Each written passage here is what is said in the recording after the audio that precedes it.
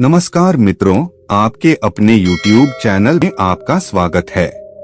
आज की जो हमारी कहानी है ये बड़ी ज्ञानवर्धक है। ये कहानी आपको आपके जीवन में ढेर सारी प्रेरणा देगी। इस कहानी को पूरा सुने। आज की जो कहानी है ये कबूतर और कबूतरी का प्रसंग है।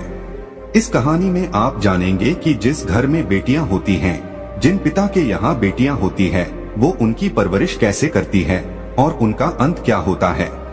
किसी भी घर में पुत्री का जन्म लेना कितना शुभ होता है, कितना खास दिन होता है। जिस घर में जिस दिन पुत्री जन्म लेती है, शास्त्रों में ऐसा बताया गया है, जिस घर में पुत्री जन्म लेती है वो बड़ा भाग्यशाली होता है। और गरुड़ पुराण में तो यहाँ तक लिखा है, जिस घर में पुत्री जन्म नहीं लेती उस व्यक्ति का मुख देखने का भी कोई धर्म नहीं होता है। ऐसा गरुड़ पुराण में स्पष्ट लिखा हुआ है। लेकिन जो लोग अपनी पुत्री को भारी छूट देते हैं, भारी लाड़ करते हैं, उनकी पुत्रियां बिगड़ जाती हैं। आज की ये कहानी आपको यही दर्शाएगी। कहानी शुरू करने से पहले जो लोग हमसे नए जुड़े हैं वो हमारे चैनल को सब्सक्राइब करें।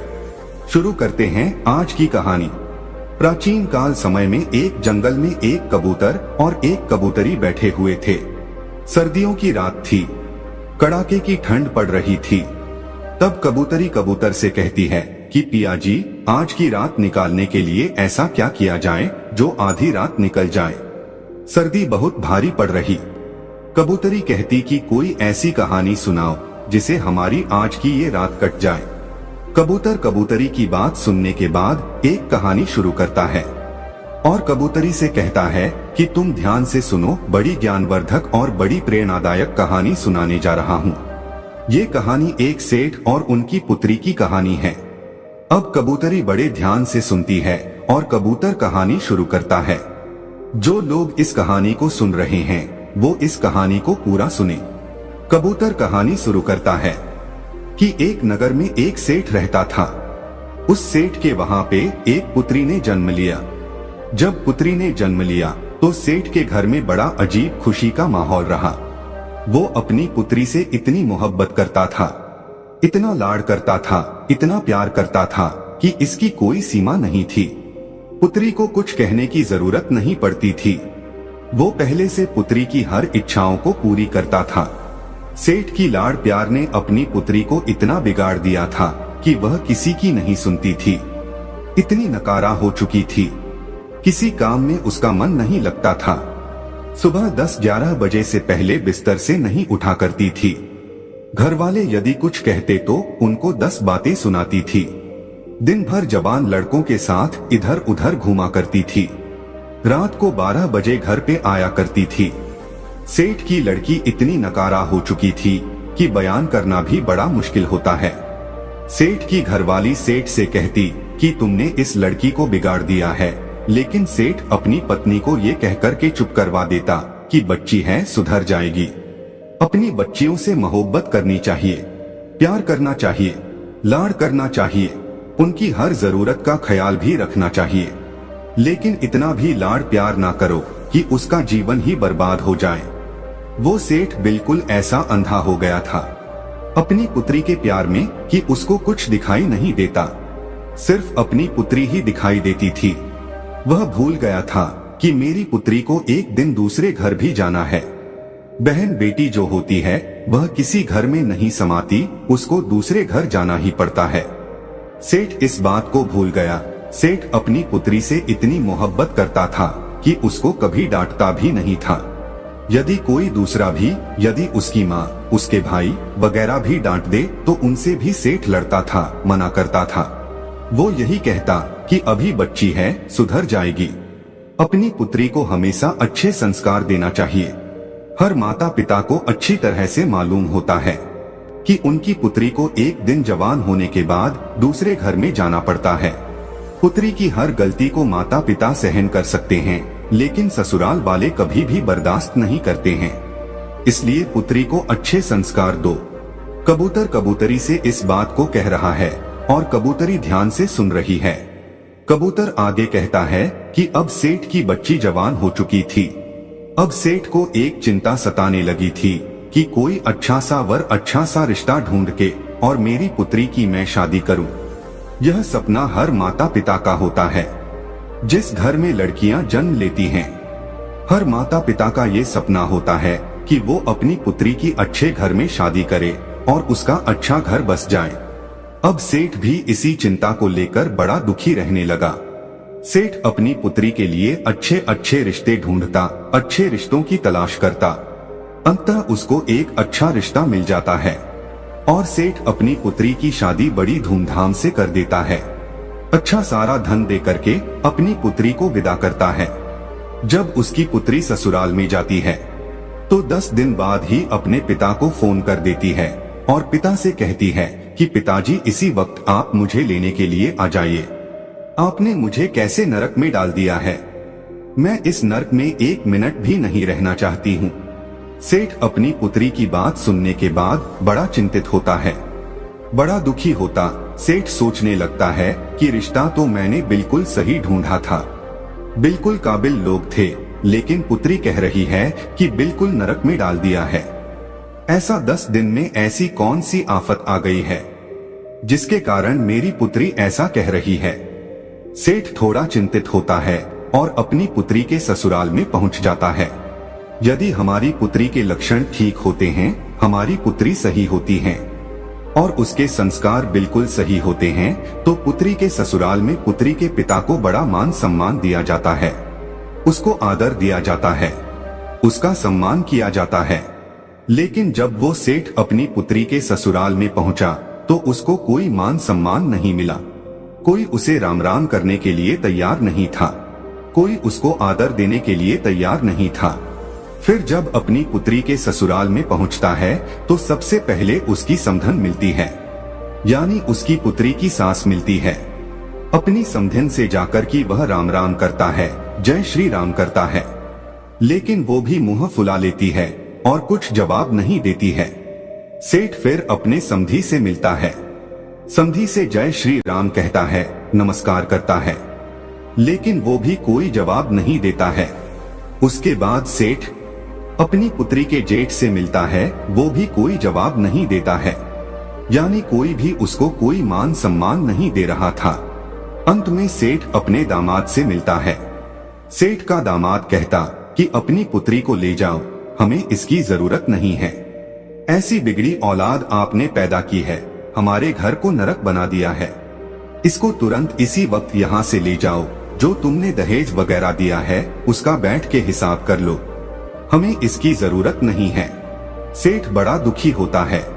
उसके बाद सेठ अपने पुत्री के कमरे में जाता है और अपनी पुत्री से कहता है कि पुत्री क्या बात हो गई। सेठ की पुत्री अपने पिता से कहती है कि पिताजी मुझे इस नर्क में नहीं रहना है, यदि आप मुझे जीवित देखना चाहते हैं तो इस नर्क से मुझे इसी वक्त यहाँ से ले चलो। पुत्री की इतनी बात सुनने के बाद सेठ अपनी पुत्री को साथ लेकर के और पुत्री के ससुराल के घर से बाहर निकल जाता है। लेकिन फिर भी सेठ की पुत्री के ससुराल वाले कोई भी जयराम जी की नहीं करता है। सेठ अपनी पुत्री को लेके और रस्ते रस्ते रवाना हो जाता है। रास्ते में सेठ अपनी पुत्री से पूछता है कि पुत्री आप मुझे एक बात बताइए कि तुम्हारी सास कैसी है। सेठ की पुत्री कहती है कि पिताजी उसकी बारे में तो पूछो ही मत, वो तो एकदम डायन है, उसने मेरा जीना हराम कर दिया है। ऐसी डायन के घर में आपने मेरी शादी की है, हर वक्त मुझे तंग करती रहती है, ऐसी डायन का नाम भी मत लो। सेठ कहता है ठीक है पुत्री, अब आप मुझे ये बताइए कि तुम्हारे ससुर कैसे हैं। सेठ की पुत्री कहती है कि उस दुष्ट का नाम भी मत लो, वह तो एकदम दुष्ट है, राक्षस है। उसके बाद सेठ कहता है कि ठीक है उसे छोड़ो, अभी बताओ तुम्हारे जो जेठ है वो कैसे हैं। तो जेठ के बारे में भी सेठ की पुत्री कहती है कि जेठ तो बड़े जल्लाद है, उनकी तो बात ही मत करो, हर दिन मुझे परेशान करते रहते थे। उसके बाद पुत्री की बात सुनने के बाद सेठ फिर पूछते हैं कि तुम्हारी ननद कैसी है। वो तो ठीक होगी, वो तो तुमसे प्रेम करती होगी। सेठ की पुत्री जवाब देती है कि उन चुड़ैलों का नाम भी मत लो पिताश्री, वो तो बहुत ही बेकार है, उठ करके खाने वाली है। सेठ अपनी पुत्री की बात सुनने के बाद फिर पूछता कि ये बताइए कि तुम्हारे पति कैसे हैं, हमारे जमाई साहब कैसे हैं, वो तो तुमसे बेहद प्रेम करते होंगे। सेठ की पुत्री कहती है कि वो तो यमदूत है, पूरा यमराज है, उसका तुम नाम मत लो, बड़ा दुष्ट इंसान है, उसने तो मेरा जीना हराम कर दिया है, रात दिन मुझे मारता पीटता था, एक बात मेरी नहीं सुनता था। सेठ अपनी पुत्री की बात को सुनने के बाद अंत में सेठ पूछता है कि अभी ये बताइए कि तुम्हारे मोहल्ले वाले कैसे हैं। सेठ की पुत्री जवाब देती है कि पिताश्री, मोहल्ले वालों के बारे में भी कुछ ना पूछो, वो लुच्चे लफंगे बदमाश है, पूरा मोहल्ला खराब है। अब सेठ बड़ा दिमागधारी था, सेठ भी समझ गया था कि एक इंसान खराब हो सकता है, दो इंसान खराब हो सकते हैं, अरे हो सकता है मेरी पुत्री के ससुराल वाले खराब हो, लेकिन मोहल्ले वाले तो खराब नहीं हो सकते, इसलिए दोष मेरी पुत्री में है, मेरी पुत्री के ससुराल वालों में नहीं। सेठ इस बात को समझ जाता है कि सारा नतीजा मेरी लाड़ प्यार का है। यदि मैं अपनी पुत्री को इतना लाड़ प्यार नहीं करता, उसको अच्छे संस्कार देता, तो ये नौबत खड़ी नहीं होती। सेठ चुपचाप अपनी पुत्री को लेकर के अपने घर आ जाता है। जैसे ही सेठ की पुत्री अपने घर में कदम रखती है तो उसकी जो भाभियां थी वो भी मुंह फुला लेती है। सेठ की पुत्री सोचने लगती है कि मेरी भाभी आज मुंह क्यों फुला रही है, हर रोज मेरे से बड़ा प्रेम किया करती थी, मीठी मीठी बातें करती थी, मगर आज मुझे देखकर मुंह फुला रही है। वो अपनी भाभी से जाके पूछती है कि ऐसी क्या बात है, तुमने मुझे देखकर मुंह क्यों फुला लिया? तो वह कहती है कि मुंह नहीं फुलाओ तो क्या करूं, तुम्हारी शादी कर दी, तुम्हें ससुराल भेजा था, लेकिन तू फिर से मेरी छाती पर मूंग दलने के लिए आ गई हो, इसलिए आज के बाद तुम मेरे से बात मत करना। उसकी भाभी उसको फटकार देती है। अब इतनी बात सुनने के बाद उससे उस घर में कोई बात नहीं करता, सिर्फ उसके पिता के सिवा सिर्फ उसका पिता ही उससे बात करता। अब वो धीरे धीरे बड़ी दुखी हो जाती है, धीरे धीरे उसकी आंखें खुलने लगती है। काफी समय निकलने के बाद कोई उससे बात नहीं करता, बड़ी दुखी रहती। वो जब भी घर से बाहर निकलती तो उसकी सहेलियां उससे हर बार यही पूछती कि तुम अकेली कैसे आ गई हो, जीजा जी कहाँ हैं?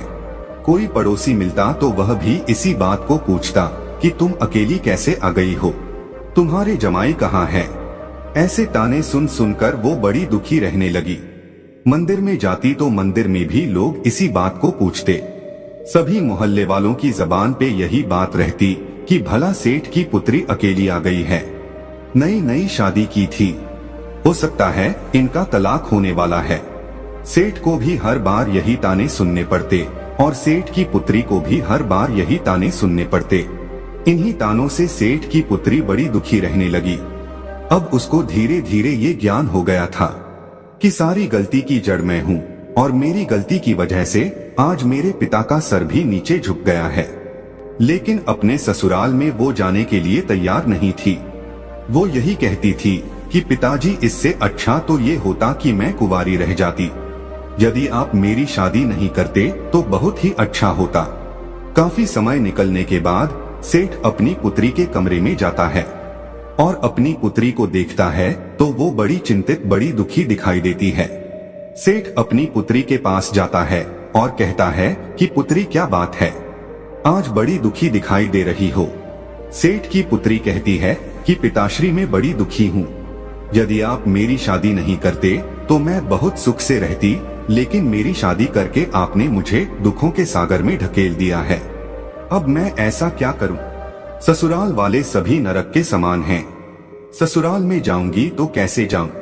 और जो मेरे परिवार वाले हैं, मेरे पीहर वाले हैं, कोई मुझसे बात नहीं करता, सिर्फ आपके माँ भी बात नहीं करती, भौजाई भी बात नहीं करती, भाई बात नहीं करते, सभी मेरे से नफरत करने लगे हैं।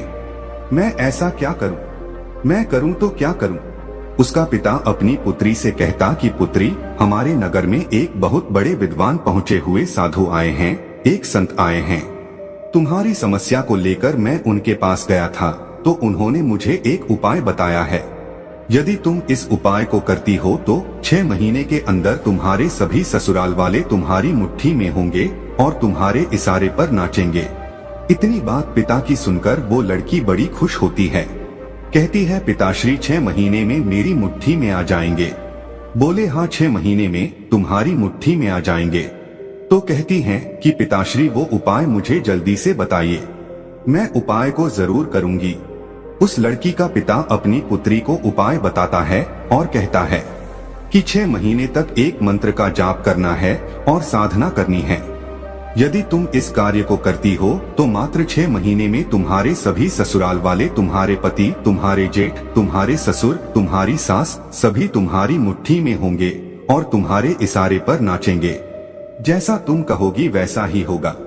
तुम उस घर की रानी बन जाओगी, तुम उस घर की मालकिन बन जाओगी। पुत्री बड़ी खुश होती है, लेकिन कहती कि पिताजी ये तंत्र मंत्र वाला काम मेरे से नहीं होता है, कोई सादा सुगम रास्ता मेरे को बताइए। सेठ फिर कहता कि ठीक है पुत्री, यदि तुम मंत्र का जाप नहीं कर सकती तो मंत्र का जाप मैं करूंगा, तुम सिर्फ साधना कर लेना। पुत्री कहती कि साधना कैसे की जाती है? सेठ बताता है कि साधना आपको इस तरीके से करनी है, तुम्हें 6 महीने तक बिल्कुल मौन रहना है। तुमसे कोई भी कुछ कहे बिल्कुल जवाब नहीं देना है। हर इंसान की बात को सुननी है, हर इंसान के पैर को छूना है, यही साधना होती है। सेठ की पुत्री कहती कि पिताश्री मात्र 6 महीने में हो जाएगा ना, इससे ज्यादा मेरे से नहीं हो पाएगा। लेकिन सेठ कहता है कि हाँ बिल्कुल 6 महीने में हो जाएगा। सेठ की पुत्री तैयार हो जाती है। सेठ अपनी पुत्री को लेके फिर से पुत्री के ससुराल में जाता है। जैसे सेठ पुत्री के ससुराल में जाता है तो सामने उसे अपनी पुत्री की सास नजर आती है। वो उसे बुरी तरह फटकारती है, कहती है कि तुम पहले आए थे तभी मना कर दिया था कि तुम्हारी पुत्री की हमें जरूरत नहीं है, इसे वापस ले जाओ। ऐसी बिगड़ी हुई औलाद आपने पैदा की है, इसकी हमें जरूरत नहीं है। उसको बुरी तरह फटकारती है।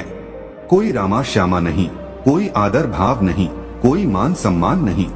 अपनी सास की ऐसी हरकतों को देखकर उस सेठ की लड़की भारी गुस्सा करती है। लेकिन सेठ अपनी पुत्री से इशारों में कहता है कि पुत्री तुम्हें साधना करनी है, साधना का ध्यान रखो, 6 महीने तुम्हें मौन रहना है, जो भी कुछ कहे सबकी आज्ञा का पालन करना है। लेकिन फिर भी कहते हैं ना कि पुत्री का पिता हमेशा सिर झुका के रहना पड़ता है, इसलिए वह सर झुका के सारी बात को सुनता है और अपनी समधिन से कहता कि बहन जी गलती हर इंसान से होती है, इससे भी गलती हुई, इसको एक मौका जरूर दिया जाए। अब ये सुधर गई है, अब ये ऐसा कुछ नहीं करेगी। काफी विनती करने के बाद उस लड़की की सास मानती है और राजी होती है कि ठीक है, यदि सुधर गई है तो मात्र 6 महीने तक इसके आदर भाव देखूंगी, उसके बाद इसको वापस भेज दूंगी और जिंदगी में दोबारा कभी नहीं अपनाऊंगी।